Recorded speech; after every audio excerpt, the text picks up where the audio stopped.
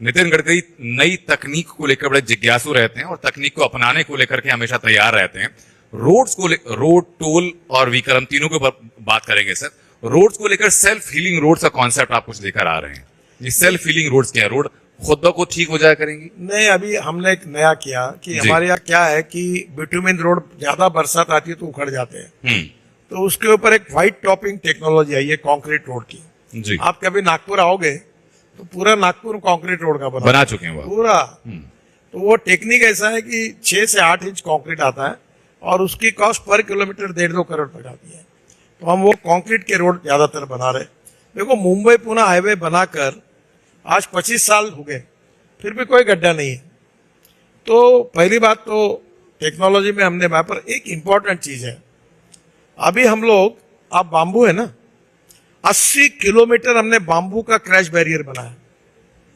फिर हम waste rubber के, जो रबर की पाउडर बनती है वो बिटुमिन में डालते हैं, 7% प्लास्टिक डालते हैं।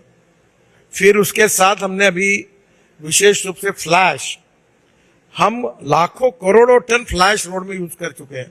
अभी हम अहमदाबाद डोलेरो में कचरा डाला हमने, कचरे को सेग्रीगेट करते हैं। तो रोड में इकोलॉजी एंड एनवायरनमेंट को प्रोटेक्ट करने के लिए हमने जो अल्टरनेटिव मटेरियल तैयार किए हैं उसमें हमने जल प्रदूषण और वायु प्रदूषण की चिंता करते हुए हमने कोशिश की है कि हम ऐसे ऐसे, एक स्टील स्लैग आती है जी, अभी जमशेदपुर में पहाड़ पड़े हुए हैं, वो स्लैग हमने पूरी रही। रायगढ़ जिले में ये सज्जन जिंदल का जो प्लांट है वहां से हमने पूरी स्लैग उठाकर रोड में लाई। तो जो जो वेस्ट मटेरियल है, मैं 2 चीजें आपको बताता हूं कि मैं 2 फिलॉसफी की वकालत करता हूं, innovation, entrepreneurship, science, technology, research, skill and successful practices, we name it as knowledge, and conversion of knowledge into wealth is the future. दूसरी थियरी ऐसी है कि no material is waste and no person is waste. It is depending upon the appropriate vision of the leadership and appropriate technology that you can convert waste into wealth. अभी मैं ये मानता हूं कि रोड के इसमें हमने पूरे वेस्ट मटेरियल को यूज किया। दूसरी बात जो मेरा प्रिय विषय है जी, मैं अभी पेट्रोल डीजल को देश में समाप्त करने का सपना देखता हूं। ये बहुत डिफिकल्ट है। बायोफ्यूल की बात कर रहे हैं, बायोफ्यूल की बात कर रहे हैं।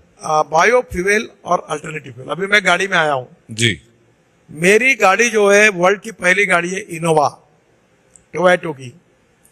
और ये जो गाड़ी है ये 100% ब्रोकन राइस से, मक्के से, परली से, बाम्बू से, शुगर केन जूस से, मोलाइसिस से जो इथेनॉल बनता है, जो किसान बनाते हैं जी, वो गाड़ी भी है। उसमें 40% इथेनॉल पे चलती है और चलते चलते 60% बिजली तैयार करती है। आवाज नहीं, धुआं नहीं, पोल्यूशन नहीं। और पेट्रोल के तुलना में अगर उसका हिसाब लगाएंगे तो 25 रुपए लीटर पेट्रोल का भाव होता है। अभी आज ही हमारी मीटिंग हुई भारत मंडप में, 25 रुपए लीटर की उसकी लागत आएगी। नहीं, हाँ, अगर पेट्रोल 120 लीटर में जितना एवरेज देता है 1 लीटर में, उतना एवरेज अगर पेट्रोल का तुलना किया इस गाड़ी का, तो पेट्रोल का रेट आता है 25 रुपए लीटर। अच्छा, अभी सीएनजी, परली से सीएनजी तैयार हो रहा है। हाँ, अभी हमारे यहाँ हाइड्रोजन की गाड़ी है जी। तो आप ये बताइए कि import substitute, cost effective, pollution free और इंडिजिनस। अब इलेक्ट्रिक बसेस आ गई सब जगह। मुझे यही होटल में सवाल पूछते थे कि आपने अगर इलेक्ट्रिक स्कूटर गाड़ी आएगी, रास्ते में बैटरी अगर खराब हो गई तो धक्का मारना पड़ेगा क्या? आप धक्का मारने के लिए आओगे क्या? अब कोई गाड़ी खराब बंद पड़ी इलेक्ट्रिक की, धुआं नहीं, पोल्यूशन नहीं, सस्ती है। 120 रुपए का पेट्रोल, 110 रुपए के डीजल के बजाय 6-7 रुपए की बिजली लगती है जी। अभी मैंने बजाज की सीएनजी पर मोटरसाइकिल लॉन्च की, वो 2 रुपए 25 पैसे पेट्रोल के लिए पर लीटर खर्चा आता है, 1 किलोमीटर के लिए 2 रुपए 25 पैसे, और सीएनजी के लिए आता है 1 रुपए। तो अभी electric, ethanol, methanol, biodiesel, bio LNG, CNG और हाइड्रोजन, ये अल्टरनेटिव फ्यूल, बायोफ्यूल से 22 लाख करोड़ का हमारा इंपोर्ट बचेगा और देश को प्रदूषण से मुक्ति मिलेगी। लेकिन एक वर्ग ऐसा है जो ये कहता है, कई रिपोर्ट्स भी आती हैं कि भाई टोल मजबूरी बना दिया गया है।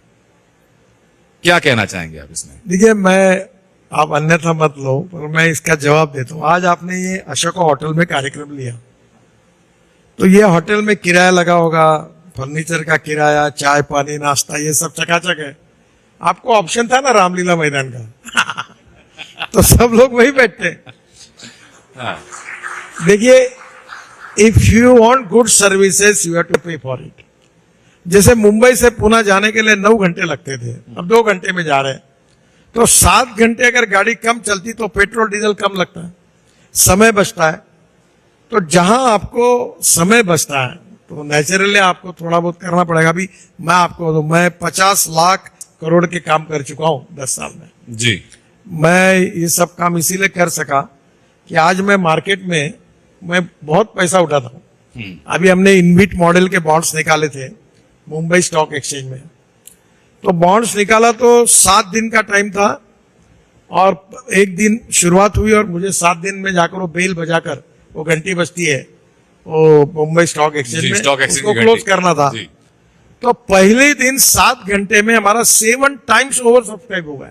जैसे बरसात पड़ती वैसा पैसा आया।